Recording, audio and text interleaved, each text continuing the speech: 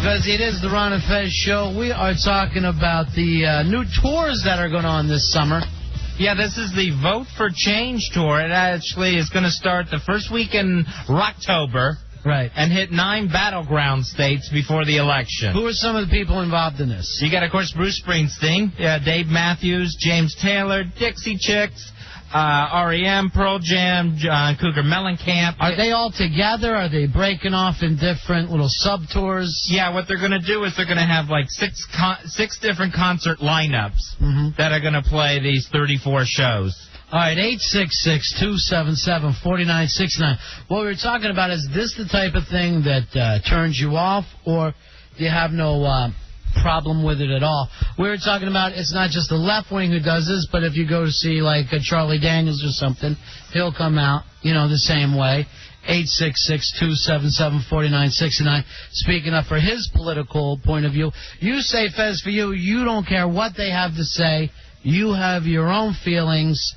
Doesn't matter to you. Yeah, it's pretty much going to bounce off of me, I'm not going to let, James Taylor, affect me. I don't, it's not that big of an influence in my life. So the only show that you would go to that whole lineup is James Taylor. Sweet baby James. Believe me, if I have a feeling if you're going to a James Taylor show, you're not really backing up the Bush White House anyway. That's a give me. Here's Robert. Robert, you're on Ron and Fez. How are you, buddy? Hey, what's up, buddy? What do you say, my man? Hey, look, I spend $30, $40, whatever the price is to see Springsteen, somebody like that. I don't care what their political views are. I want to hear the music. Shut the hell up already about who you want in the White House. So what? Am I right or what? Well, not necessarily. I mean, a lot of the music that we've had in this country has been politically based. Not as much the last, I'd say, 25 years, but the 60s music, very strongly politically based. In the 50s, Frank Sinatra was coming out for Kennedy. So there's nothing really know about this. Matter of fact, civil rights marches, Harry Belafonte was singing at different concerts and stuff. So none of this stuff is new. But what always what surprises me about it is that whole I just want you to sing and shut up thing. I mean, you're kind of there to see the artist, right? Right, exactly. That's the way I feel. I mean, they have a right to their political views. They want to go on the road and campaign with Kerry or Bush or whoever. But when I spend my money to see him perform, I'm trying to get away from that. I want to hear the music. What if, a lot of Springsteen's songs are political. Does that turn you off as you're listening? Well, I'm not a big Springsteen fan. I just brought him up as a, just as a reference. Whoever it is. Who's somebody that you're a fan of, Robert? Who's somebody? I'm old school, Earth, Wind, and Fire, old funk, that kind of thing. All right, so you got to have the funk. I understand. Absolutely. So, must be like bumper music. Yeah. So what if one of those guys says legalize marijuana? What if you go see P-Funk and they say legalize pot? Does that bother you at all? Yeah, it does. Yeah. It does. You don't want to hear any of that stuff. No, I don't want to hear it. Just I don't want to play the hits. All right, thank you very much, my friend. 866-277-4969. Here's Rick. Rick, you're on Ron and Fez. Hey, buddy. Hey, man.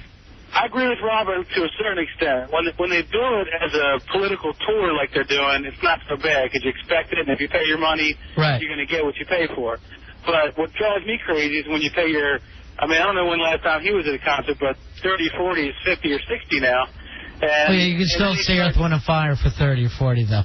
And this summer, maybe even 10, the way things are going with the Clear Channel bookings. Suddenly, Van Halen tickets, $10. Has this ever happened to you before, Rick? You went to a show and you heard some political view that turned you off? Yeah, it's any political view. And when I go to see a concert, if it's not billed in that manner, I want to go there to relax. I want to hear the music. I want to have a couple of beers and chill out. All right, what's a normal concert for you? It's been a little while since I've been to a concert, but I would see Springsteen any day of the week. Yeah. Now, but Springsteen, not in a political venue. I wouldn't do that. But he's always been somewhat political. I mean, if you listen to the songs, they're almost pro-union. He's basically talking about the working man and how they've been screwed over by the federal government, even though that confused Ronald Reagan, who wanted to use Born in the USA. But, that is basically who Bruce Springsteen is. But when it's in the form of a song, you know what you get, and then I can accept that. It's when they get up there at the podium and use that venue for just to espouse their political views, talking about it. If you sing about it, you wrote a great song about it, great. I can tune out the political message and enjoy the music. All right. You can't do that when you're just standing there talking. Thank you very much. That's such an interesting view to me. It's amazing, and I do hear it a lot. The part where people say, you know, if you're expecting it, it's okay. To me, it doesn't matter who's on stage. If I go see someone's show and it's an artist, it's a creative person, I would not be shocked if a political statement came up. You're ready to tune it off, though. You're ready to say, I'm putting this out of my mind. I'm not listening at all, whatever you think. I mean, quite frankly, a lot of times people will talk about things that you have no background on. You know what I mean? Like something that's happened in Nicaragua or where we're buying our sneakers from. A lot of times, that's how we hear about this stuff. It's always interesting to me that people go, I like you until you start to talk. And then I want nothing to do with you at all. Hey, Mike, you're on Ron and Fez. Hi. That happens at the Eagles concerts a lot. We've been to a couple of them, and they've always got some kind of statement. This time it was for recording artist rights. But I was kind of surprised because the big thing everyone does is you'll hear people start screaming, shut up and play.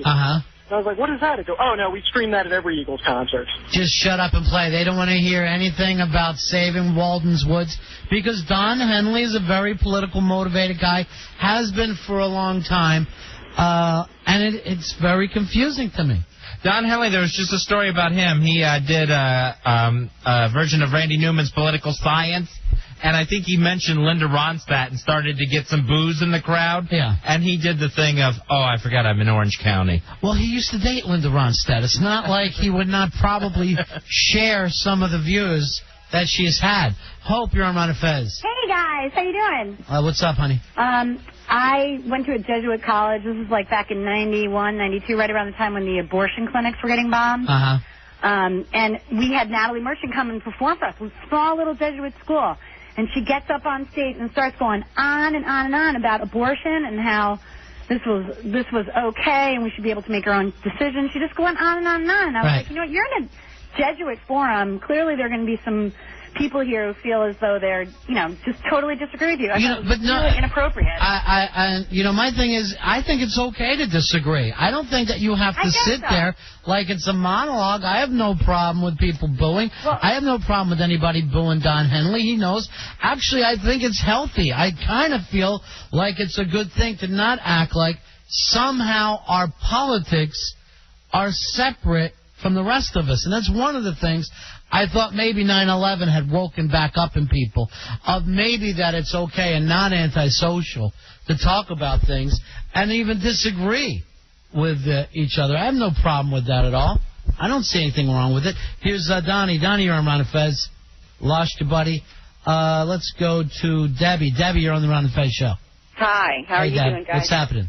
I went to the Linda Ronstadt show at Wolf Trap prior to her appearance in Las Vegas. Right. Really looking forward to seeing her. It was my first time. I'm a set list collector, and I happened to get one from the soundboard, so I knew what song she was going to sing. Nice. I knew she had. That's always the best thing, Fezzy, when you go to a movie and you know which, to a show, and you know which song is coming next, so you can say to the people next to you, hey, be ready for this. Poor, pitiful me.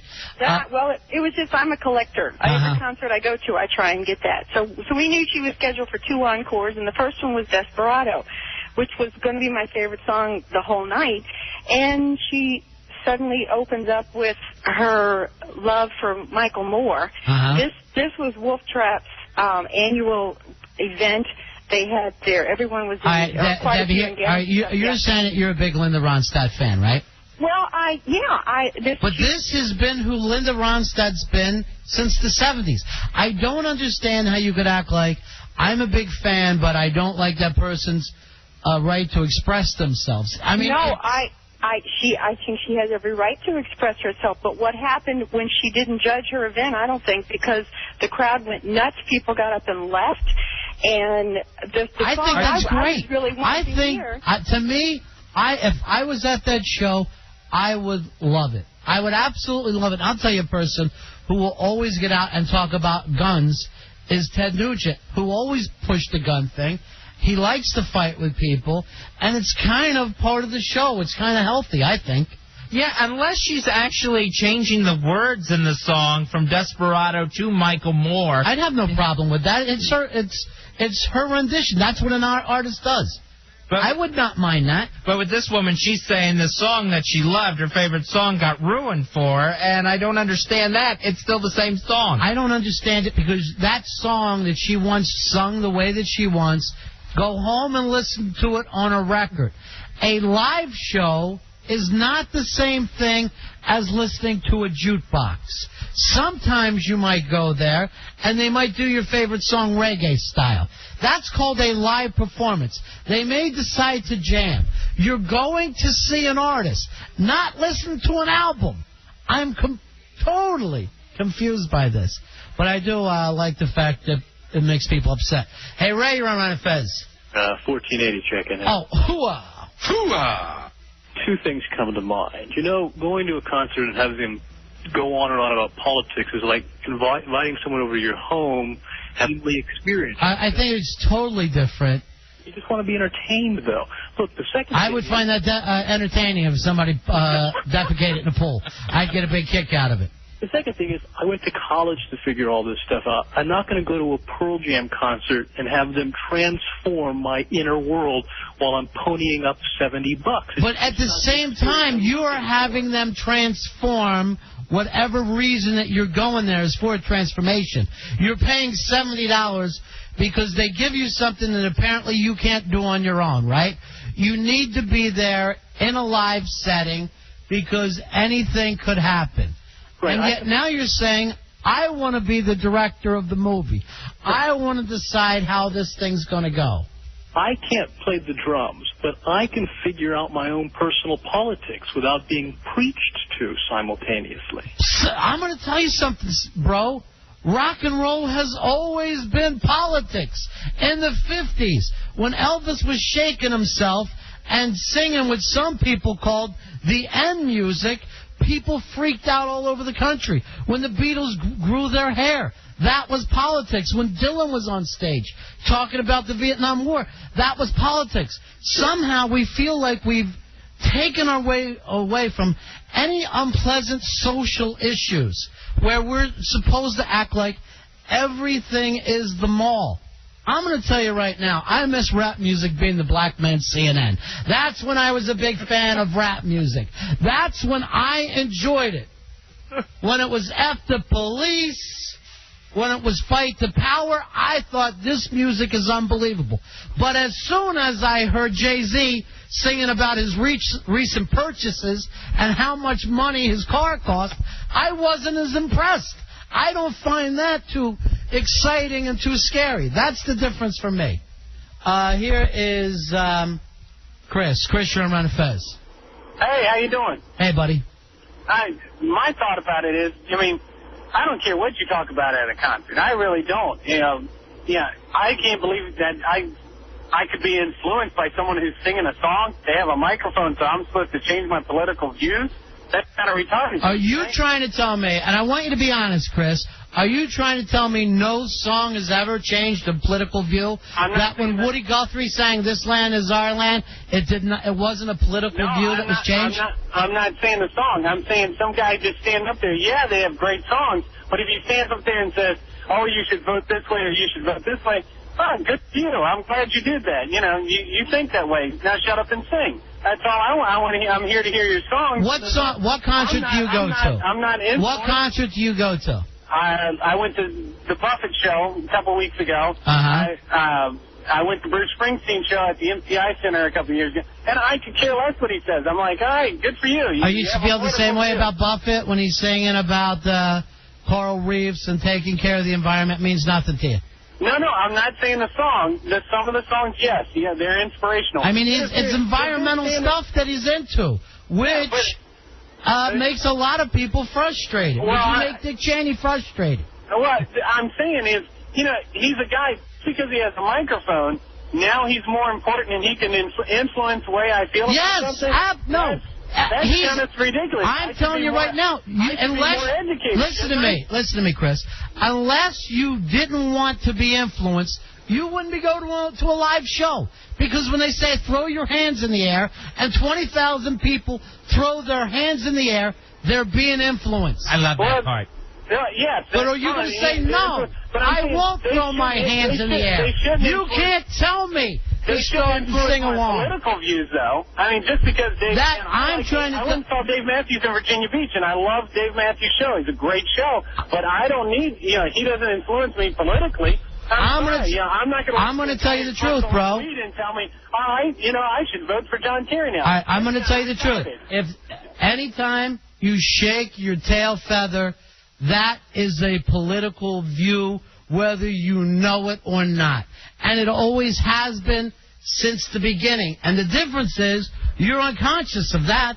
You're totally unconscious of that. Here they're finally telling you something consciously. 866-277-4969. I feel like I'm talking to people who've never heard rock and roll music before. I'm talking to people who have never been touched by rock and roll. It's amazing to me. The one influence I have to fight is when they do invite you to sing along, and that's usually people I'm with. You know what? I have more of a problem with that, where if I go to the concert and Tom Petty just points the microphone and I'm hearing them singing breakdown, I'm like, please, this lady's not as good as you. Charlie, you're on Fez.